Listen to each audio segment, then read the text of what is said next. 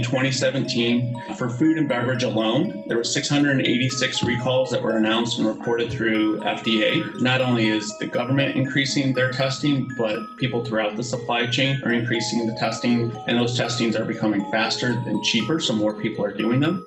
We're seeing a subsequent number of recalls be announced as a result. Almost 300 million units for food and beverage were recalled under FDA regulations in 2017. Timing is very critical in getting the messaging out. You want to lead that messaging. You want to be able to communicate timely to your customers and to the public. The last thing you want to do is stumble or not be able to be responsive enough and have the FDA or have one of your retailer customers or the evening news announce your recall or announce that these things are going on. So we've got mandatory coverages by the FDA, by the USDA. They can really come in and not just force you, but force your co-packers, force your supply chain, and it gets very messy. Voluntary recalls are about you. The ability for you to go in and pull the trigger on your recall policy based on a voluntary recall is very important. You want to make sure that that coverage is built into the policy that you buy. Your product can really be hurt by just social media alone.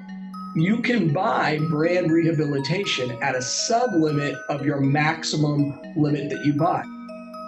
I would say 80% of the recall claims that are through our offices right now have something to do with ingredients of suppliers and not the manufacturing process itself. Many of those recalls are caused by international sources, and many of those recalls are because of inadequate COAs. There's not a COA, but the COA was not thorough enough or frequent enough. I work with a lot of small businesses and a number of mid-sized businesses that don't really have the sophisticated risk management team. And the reality is the food business has a lot of small and medium-sized businesses that are scaling, and they're maybe even haven't had a recall yet, have no idea how to even frame this up. You know, if you're just trying to grow, trying to scale, trying to get into your first major retailers, you don't really have the opportunity or the luxury of thinking about this stuff yet. I mean, you have to think about it, because the reality is you don't want to recall it to kill the brand, kill all the work that you've already put into developing a product. But you have to think pragmatically. You're hung on every dollar trying to grow. Companies need to be more prepared than before. Just saying that I have a recall plan as part of my food safety plan is not going to help you when you are faced with that recall. Frankly, it's not a matter of if, it's when you have one.